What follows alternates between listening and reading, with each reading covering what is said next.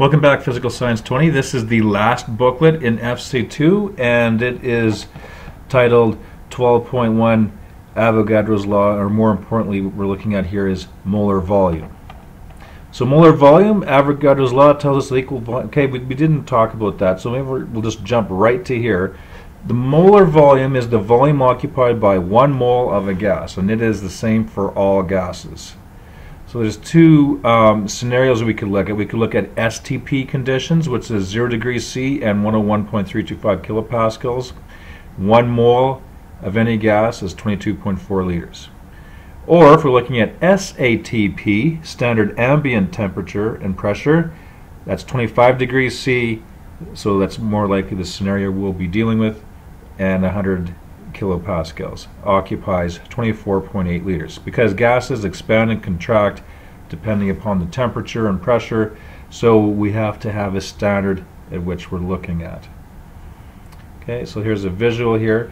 What I'm going to get you to do right off the bat is to take out this sheet, and you can see that we're dealing with this part of the sheet. Volume of gas at STP, 1 mole is 22.4, or 24.4 liters is 1 mole. Add this in.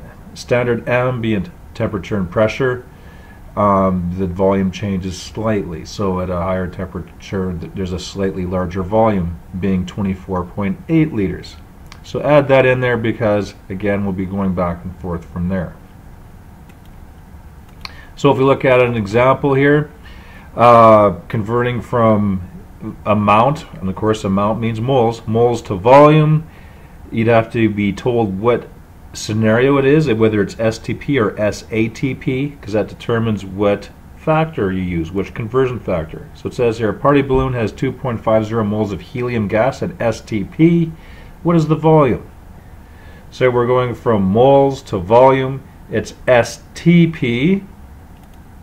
So moles to volume, STP conditions. So 22.4 liters over 1 mole, which makes sense because we want to cancel unit of moles and end up with units of liters. So I just slid this in at the bottom here. 22.4 liters over 1 mole. Moles cancel. I'm left with 56.0 liters. 3 significant figures, so I have to have the decimal 0 there for 3 significant figures. Okay, relatively easy. If we look at this one, let's see here, sample problem 2 at SATP. We have a sample of helium that has a mass of 32.0 grams. What volume is this at SATP? So grams, starting off with, and we want to know volume. So if we look here, grams is over here. Volume at SATP is over here. So yes, it's a 2-step process. Change to moles first of all by using the molar mass, and then going from here to here using the conversion of 24.8 liters over 1 mole. So the molar mass of helium, looked it up on the periodic table, 4 grams. So grams to moles, grams on the bottom, so it cancels out, moles on top, and we have moles.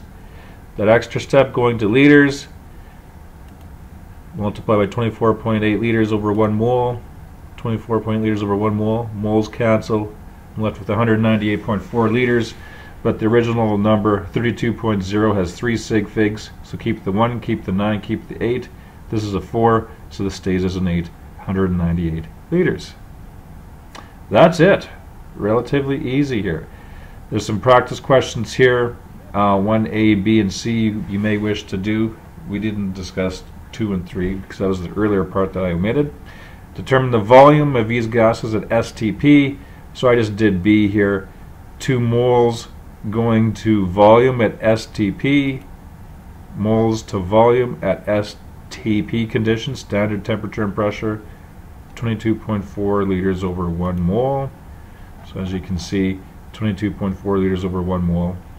And of course, moles cancel, and we're left with liters. So 45 liters, 2 sig figs in the question, so 2 sig figs in the answer. Alright, so just omit this first part. Again, the molar volume of a gas is the volume that 1 mole of gas occupies at a specific temperature and pressure.